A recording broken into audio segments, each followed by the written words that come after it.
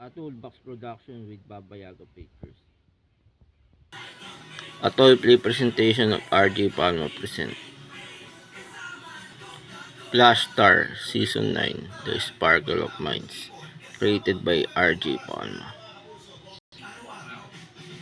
Viva El Zorro, Episode 1. Don Lizardo, Bata ng Pledging. Plano kong kontrolin sana ang plantasyon ng langis sa bayan ng San Rafael. Paano mo gagawin yun?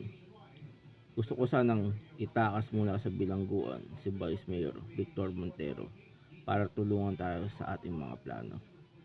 Sige, mukhang maganda nga yan. Tara, gawin natin. Maraming salamat sa tulong niyo, Pedsing at Don Lizardo, dahil tinakas niyo ako mula sa bilangguan. Walang anuman yun, Vice Mayor.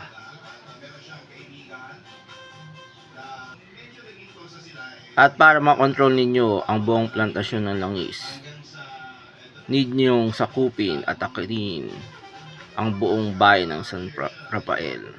Kailan yung balak gawin yun? Huwag kang mag-alala, Vice Mayor, dahil napag-isipan na namin itong dalawa ni Don Lizardo.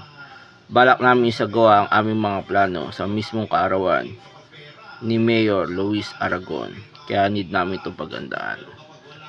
Magaling kung ganon. Huwag kayong mag-alala, tutulungan ko na lang kayo sa inyong plano. Maraming salamat, Vice Mayor. At habang naghahantay naman ako ng muling pagbabalik ng barko patungo sa Pilipinas, nagpasya muna akong manatili dito sa isla ng San Rafael. At sumama sa ginagawang pagsasanay nila San Goku, Master Roshi, Sully, Mr. Incredibles at Captain Jack Sparrow sa isang sagradong templo sa loob ng kuweba para mas lalong mahubog ang aking pakipaglaban bilang si Zorro. Zorro, tara na, simulan natin ang pagsasanay. Maraming salamat mga kaibigan. Huwag kayong mag-alala, susunod na ako sa templo. Antayin nyo lang ako doon. Sige. At sa wakas, dumating na rin ang araw ng pagsapit ng kaarawan ko. Kaya busy akong kasama kayo, Don Pedro at Don Julio de Castillo, sa pagsalubong ng mga dumarating kong bisita mula sa karatig bayan. Tama ka dyan, Mayor Luis Aragon. Kasama mo kami ngayon sa kaarawan mo. At huwag kang mag-alala, Mayor, dahil kasama mo kami sa pinakamasayang at pinakagarbo mong kaarawan ngayon. Maraming salamat mga kumpadre. Sige, susunod na ako sa labas. Salubungan niyo ng mga bisita ko mula sa karatig bayan. Huwag kang mag-alala, Mayor. Don Lizardo, Bata ng Pledging. Masaya din ako ngayong araw na to. Bakit naman? Dahil masasagawa natin ang ating plano na kontrolin ang langis sa bayan ng San Rafael. Tama ka dyan. Kaya bago pa magsimula ang kasiyahan para sa kalawan ni Mayor Aragon, uutusan namin kayong mga tauhan upang huliin si Mayor Aragon.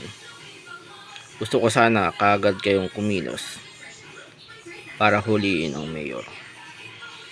Huwag kayong mag-alala, Don Lizardo at Master Pedsing, kaagad kaming kikilos para huliin si Mayor Luis Aragon. Maraming salamat ng ganon, Turko at Pudong. Sige, simulan niyo na ang pagkilos para huliin ang Mayor. Sige po. Mayor Luis Aragon, bakit ano yun, Turko? Sumama ka sa amin dahil inaaresto ka namin. At saan nyo ako dadalhin? Ikukulong ka namin. Makinig kayo, mga bisita ni Mayor Luis Aragon.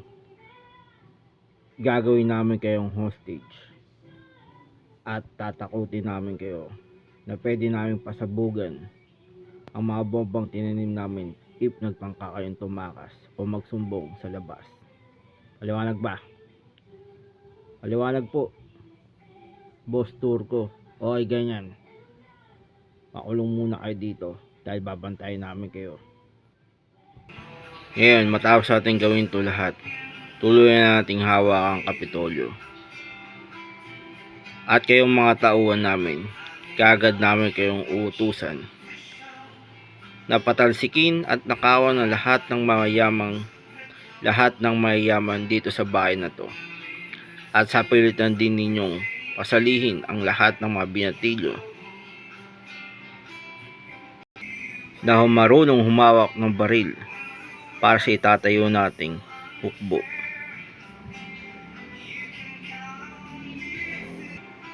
Ang hindi susunod dito sa ating mga utos ay maaring mapahamak o maparusahan ng kamatayan.